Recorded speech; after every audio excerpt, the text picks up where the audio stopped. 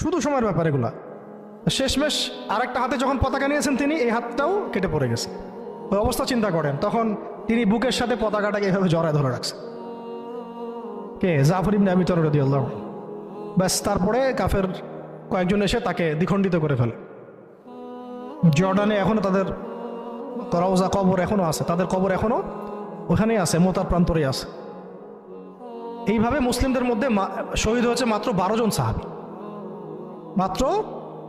মাত্র 12 জন সাহাবী শহীদ হয়েছেন এই যুদ্ধে, মোতার যুদ্ধে। আর আমি তো বললাম খালিদ বিন ওয়ালিদ রাদিয়াল্লাহু আনহু একাই 9টা তরোয়াল ভাঙছেন। এরপরে পতাকা হাতে নেন খালিদ ইবনুল ওয়ালিদ রাদিয়াল্লাহু আনহু, এবং তিনি এমনভাবে সাহাবীদেরকে ফাংশন করেছেন যে যুদ্ধও করছেন, আবার ব্যাকফুটেও আসছেন, আবার সামনে যান, আবার পিছনে আসেন, সামনে সৈন্য পিছনে, পিছনের সৈন্য সামনে, ডানেরটা বামে, বামেরটা ডানে। ওরা হকচকায় গেছে, মনে করছে যে মনে হয় অনেক ফোর্স মনে হয় পিছন থেকে আসতেছে। আর আল্লাহ পাকের সাহায্য তো আছেই, ফেরেশতা নাজিল করে আল্লাহ সাহায্য করেন। ওদের মনে আল্লাহ ত্রাস সৃষ্টি করে দিয়েছেন, ভয়ে আল্লাহ পাক কাফেরদের মনে ভয় সৃষ্টি করে দিয়েছেন। তো ওরা আর সামনে আসার সাহস পায় নাই। আস্তে আস্তে এই বাহিনী পিছাতে পিছাতে পিছাতে পিছাতে মদিনা পর্যন্ত চলে আসছে। মুতার বিশাল ঘটনা, মুতার যুদ্ধ।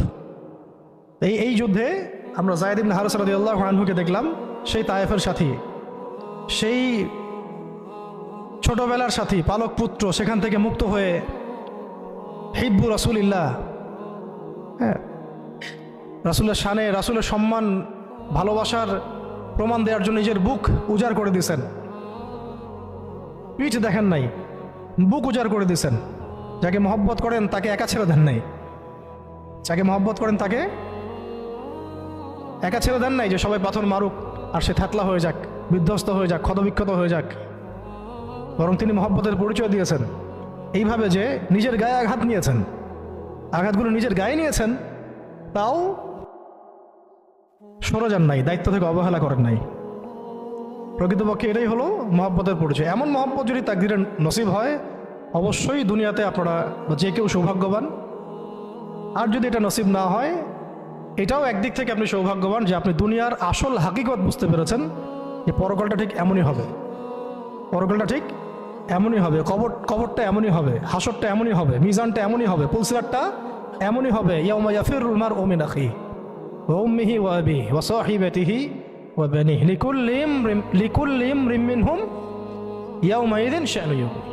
সেদিন প্রত্যেকেই যার যার নফস নিয়ে থাকবে।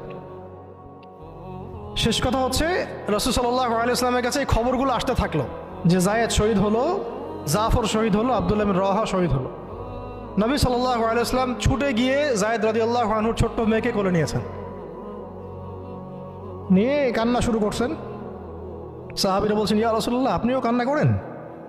নবীজি বলছেন যে এটা রহমত, আল্লাহর রহমত। আল্লাহ পাক যাকে ইচ্ছা তাকে এই রহমত দেন, কাঁদতে পারাটাও রহমত। এরপরে নবীজি একটা দোয়াও করতেন, এই সময় না, মানে নবীজি একটা দোয়াও করতেন প্রায়ই, আল্লাহুম্মা উরযুকনি, আল্লাহুম্মা ইজআলনি, না আল্লাহুম্মা উরযুকনি, একটু দেখতে হবে এই শব্দটা। আইনাইনি হাত্তালাতাইন তাসকিয়ানিল কলবা বিযুরুফিদ দাম'i মিন খাশিয়াতিক ক্বাবলা আন তাকুনা দুমু'ু দামান ওয়া আদরাসু জামরা। আল্লাহ আমাকে এমন দুটো চোখ দিও যে চোখ দুটো কাঁদতে পারে, এবং সেই চোখের পানি দিয়ে কলব পর্যন্ত সিক্ত হয়ে যায়। ওই দিন আসার পূর্বেই, যেদিন চোখের পানি রক্তে পরিণত হবে আর দাঁতের মাড়িগুলো আগুনে পরিণত হবে। কি ওয়ার্ড দেখছেন, কি শব্দ খেয়াল করছেন? ওই দিন আসার পূর্বেই আল্লাহ, যেদিন চোখের পানি পরিণত হবে রক্তে আর দাঁতের মাড়ি পরিণত হবে আগুনে, অঙ্গারে। তো এরপরে জাফর রাদিয়াল্লাহু আনহু অন্যান্য সাহাবীদের বাচ্চাদেরকে তিনি আদর করতে লাগলেন। রাসূল সাল্লাল্লাহু আলাইহি ওয়াসাল্লাম তো অনেক নরম দিলের মানুষ ছিলেন, রাহমাতুল আলামিন। তো উনি তো রাতের বেলা তাহাজ্জুদে নামাজ পড়লেও বাচ্চাদের মতো কান্না করতেন। এখন একটু পরে মুচকি হাসলেন, এটা শেষ কথা, একটু পরে মুচকি হাসলেন আকাশের দিকে তাকিয়ে। সাহাবীরা বললেন, ইয়া রাসূলুল্লাহ সাল্লাল্লাহু আলাইহি ওয়াসাল্লাম, আপনি হাসছেন কেন? নবী সাল্লাল্লাহু আলাইহি ওয়াসাল্লাম বললেন যে আমি দেখলাম যে ফেরেশতাদের সাথে জাফর বিন আবু তালেব রাদিয়াল্লাহু আনহুকে আল্লাহ রাব্বুল আলামিন জান্নাতে একটা উঁচু মাকাম দিয়েছেন এবং সেখানে সে উড়ে বেড়াচ্ছে এবং ফল খেয়ে বেড়াচ্ছে। আর আল্লাহ রাব্বুল আলামিন তার ওই কেটে যাওয়া 2 হাতের বদৌলতে বিনিময়ে আল্লাহ পাক তাকে 2টা পাখা দিয়ে দিছে। এরপর থেকে তার নাম হলো জাফর আত-তৈয়ার। জাফর আত-তৈয়ার। এগুলো ছিল দুনিয়ার হাকিকত। তারা দিন দুনিয়া আখিরাত এগুলো বুঝতেন। এগুলো ছিল মহব্বত, পাশে থাকা, সাথে থাকা এবং জীবনের লক্ষ্য উদ্দেশ্য।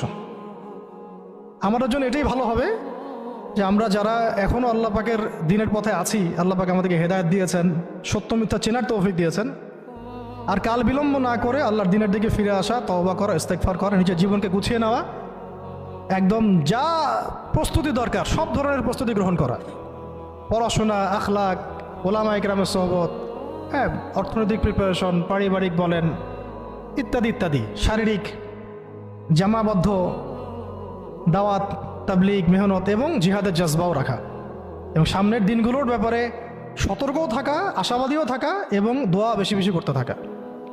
ইনশাআল্লাহ তাআলা সামনে এমনও সময় আসবে যে অনেক সংগ্রাম, রক্ত, অন্ধকারের পরে কিন্তু একটা আলোর আভাস আমরা পাচ্ছি।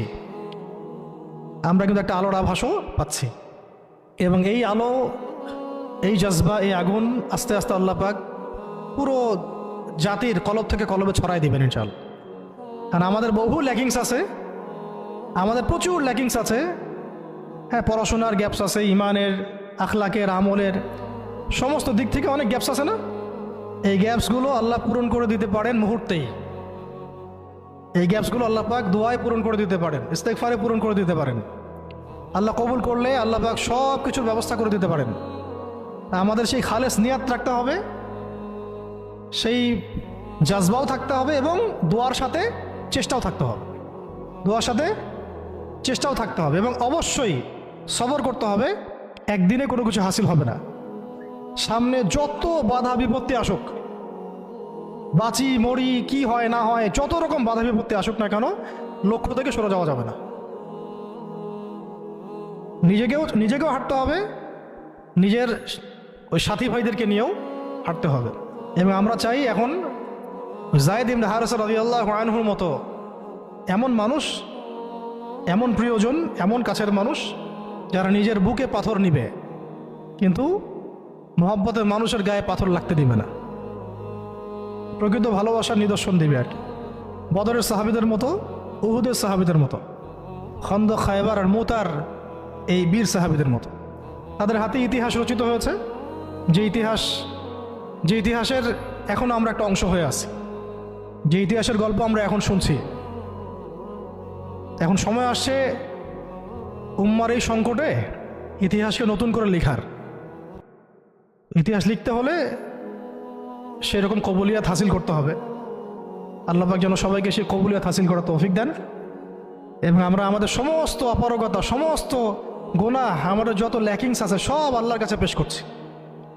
আল্লাহ পাক আমাদের সমস্ত ত্রুটিগুলো যেন সংশোধন করে দেন, সমস্ত গ্যাপসগুলো ফুলফিল করে দেন, যত গুনাহ আল্লাহ মাফ করে দেন এবং যেভাবে চললে বললে আমল করলে আমরা সেই মাকাম হাসিল করতে পারবো, সেই গন্তব্য হাসিল করতে পারবো, ওইভাবে আল্লাহ যেন করায় নেন আমাদেরকে দিয়ে। কারণ আমাদের কোনো শক্তি নেই, কোনো ক্ষমতা নেই এবং চেষ্টা করার মতো করার তৌফিক আল্লাহ আমাদেরকে দেন। আল্লাহ পাক আমাদের সব দিনী ভাইদেরকে, বোনদেরকে এবং আমাদের উম্মায় যারা কাজ করতেছেন যে ব্যানারই হোক, আমরা সব ভাইদের ব্যাপারে শুভাকাঙ্ক্ষী থাকবো। সবার মধ্যেই কিছু গ্যাপস থাকতে পারে, আমরা সবাই ব্যক্তিগতভাবে গুনাহগার, কিন্তু উম্মার এই অবস্থায় আমরা কাদা ছড়াছড়ি করব না, দলাদলি করব না। উম্মার এই অবস্থায় আমরা একে অপরের সাথে বিদ্বেষ এইসবে যাব না। হ্যাঁ, আমরা আমাদের মতো করে হৃদ্যতার বন্ধনটা ঠিক রাখার চেষ্টা করব। আর হক আর বাতিল আল্লাহ পাক জানেন, আল্লাহ পাক হকপন্থীদেরকে বিজয় দিবেন ইনশাআল্লাহ। ঠিক আছে? আর লৌকিকতা থেকে বেঁচে থাকতে হবে। লৌকিকতা, লোক দেখানো বিষয়, এই অনলাইন অ্যাক্টিভিজম, অনলাইনের যে আসক্তি, হ্যাঁ, এইটাকে ইলিউশনের একটা জগৎকে বাস্তব মনে করা, এই সব বিষয়গুলো থেকে ফারেক থাকা। মাঠ পর্যায়ে কাজ করতে হবে। মাঠ পর্যায়ে যে ভাইরা কাজ করতেছেন তাদের সাথে থাকা দরকার আছে। এবং আমাদের যে মুসলিম ভাইরাই কাজ করতেছেন সবার হাত শক্তিশালী করার দরকার আছে। ঠিক আছে? আল্লাহ পাক আমাদের সবাইকে সাহাবীদের মতো কবুল করেন। আল্লাহ পাক আমাদের সবাইকে সাহাবায়ে কেরামের সেই আকীদা, আমল, মানহাজ এবং সেই তরিকা মোতাবেক চলার তৌফিক দান করেন।